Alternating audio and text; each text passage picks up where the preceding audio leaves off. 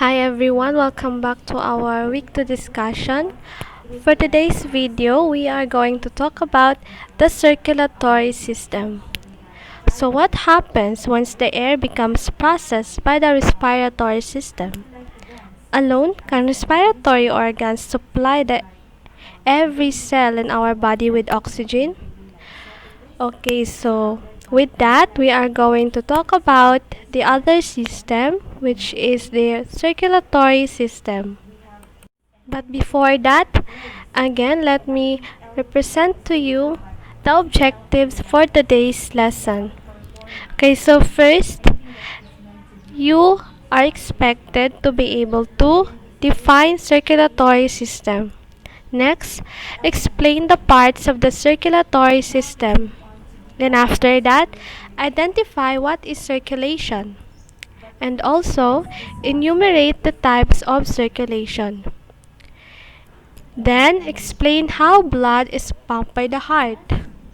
And then lastly, explain how to use different time intervals to measure your heart rate. Okay, so the circulatory system. The circulatory system is the transport system of the body. The system's main function is to carry blood and oxygen around the body. Okay, the circulatory system is divided into three major parts. Again, there are three major parts dividing the circulatory system. So we have here the heart, the blood vessels, and the blood. Now let's talk about the circulation. What is circulation? So class, the circulation is the movement of blood through the vessels of the body that is induced by the pumping action of the heart and serves to distribute nutrients and oxygen to remove waste products from all parts of the body. Now let's talk about the human circulatory paths. The circulatory system has two distinct paths, the pulmonary circuit and the systemic circuit. Although they are two distinct paths or magkaiba sila, they actually occur simultaneously and not in a sequential manner. Both sides of the heart work together, so they work together. As the blood leaves for the pulmonary circuit, some of the blood move through the systemic circuit. So the pulmonary circulation can be summed up as the part of the circulation that carries oxygen-poor blood to the lungs and bring back oxygen-rich blood to the heart.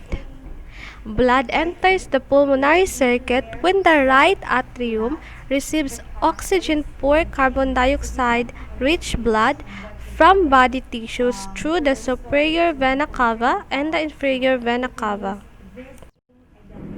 Let's talk about the systemic circulation. The systemic circulation is the movement of oxygenated blood from the heart for distribution throughout the body and bringing in of the oxygenated blood to the heart. Next, okay, so let's talk about the difference of the two circulation. When we say systemic circulation, it delivers blood to all body cells and carries away waste. When we say pulmonary circulation, it eliminates carbon dioxide and oxygenates blood to the lung pathway. Now let's talk about how blood is pumped by the heart. Okay, first let us tackle the heart. Okay, the heart is a muscular organ that pumps blood to the lungs and to other parts of the body. So as you can see here, we have the anatomy of the heart. And I want you also to familiarize this because this will be shown in your activity. So, going back to our discussion, the heart is the key organ in the circulatory system. Again, the key organ in the circulatory system is the heart. As a hollow muscular pump, its main function is to propel blood throughout the body.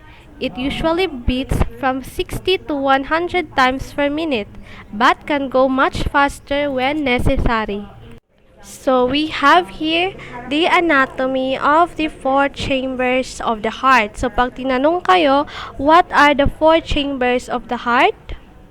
Ang sagot, very good. We have the right atrium, the left atrium, the right ventricle, and the left ventricle. Again, we have the four chambers of the heart, the right atrium, left atrium, right ventricle, and the left ventricle. So again, let's familiarize this also kasi lalabas din to sa activity nyo.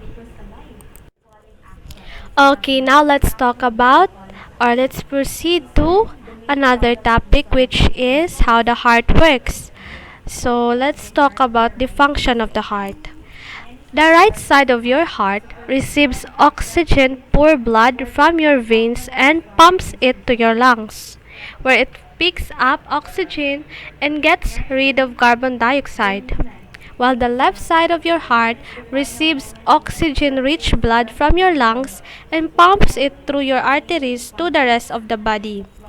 Okay, so again, yung right side daw ng heart nyo, yun yung nagre-receive ng oxygen-poor blood galing sa veins. While yung left side naman ng heart nyo, yun naman yung nagre-receive ng oxygen-rich blood galing sa lungs nyo and pumps it through sa arteries naman. Okay. Now let's talk about the measurement of the heart rate. How to measure and understand heart rate? So we have questions here. How often should your heart rate be elevated? How much should you exercise? For how long? And what will it do to your blood pressure? To learn what heart rate is optimum for your goals, you must first understand, or we must first understand, what is heart rate and how it relates to exercise. You should also learn the different methods for accurately identifying your target heart rate. Okay, so let's start by how to measure and understand heart rate. So we have here the RHR, or the resting heart rate. When we say RHR, the resting heart rate is also known as RHR. It is the speed at which the heart beats while you are resting. If you are physically active or stressed out, your heart rate will increase. Okay, so the following are the normal RHR. For adults, the normal RHR is 60 to 100 beats per minute, or BPM. So class, pag sinabi nating BPM, 60 to 100 BPM, ang meaning ng BPM or ang ibig sabihin ng BPM is beats per minute. Beats per minute. Okay, so again, the normal RHR for adults, 60 to 100 BPM. For men, we have here the 70 to 72 BPM. 70 to 72 BPM. For women, 78 to 82 BPM. How to measure your resting heart rate?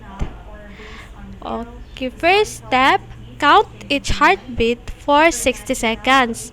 This is the better method to get the most accurate RHR.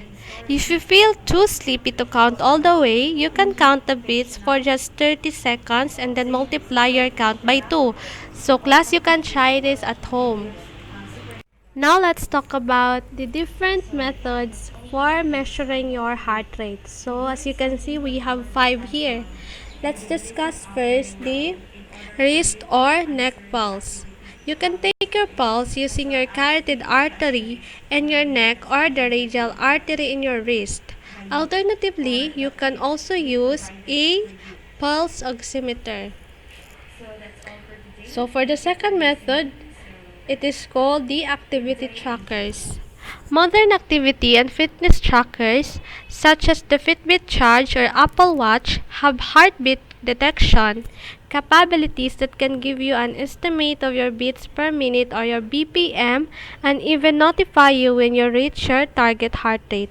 Activity trackers, whether in the form of a heart rate measuring app or watch, have a large margin of error. So, may tendency or may possibility pa rin daw talaga na nagkakamali yung result ng mga Apple Watches kahit may activity tracker sila. Tama ba? Okay, so for the third method, we have here the chest strap monitor. Measure your heart rate using a heart rate sensor at the center of the action. This method is often used by runners and marathoners.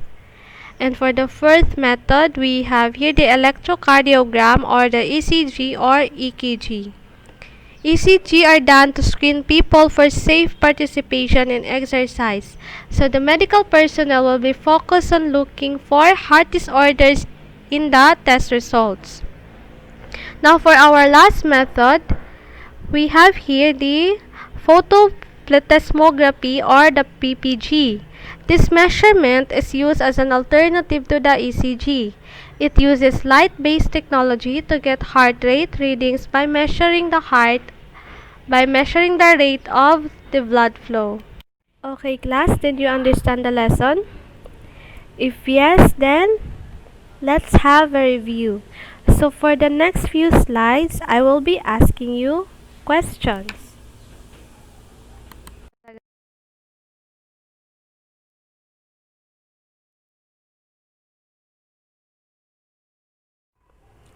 Question number 2. What is the main function of circulatory system? So the main function of circulatory system is the system's main function is to carry blood and oxygen around the body.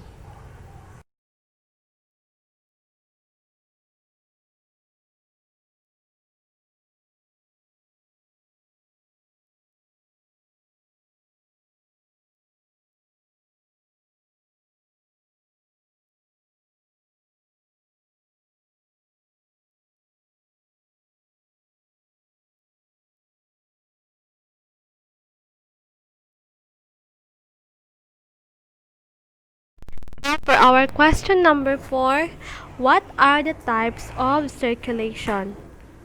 So, diba, we have two types of circulation and they are, okay, very good, the pulmonary circulation and the systemic circulation. Okay, so for our final question, what are the four chambers of the heart? So this one is very easy. We are asking for the four chambers of the heart. The answer is very good. Right atrium, left atrium, right ventricle, and the left ventricle. So, hinumdumi jud ninyo ang katong anatomy niya kay mugawa siya sa atong activity. And that's it for this week's discussion. So, I hope everyone had learned something new today. So, we had discussed about circulatory system. But if you still have questions, kung naamoy wala nasabtan kaayo, please don't hesitate to contact me at my cell phone number that is flash on the screen. So 0916553734. And for your activity, guys, please visit our Guide FE learning site. So naa sa screen, i-visit lang na ninyo para makita ninyo inyong activities. Okay, so for next week's lesson, please prepare.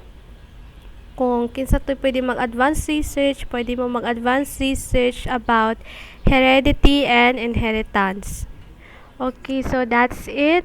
My name is Saira Abdurrahim and have a good day.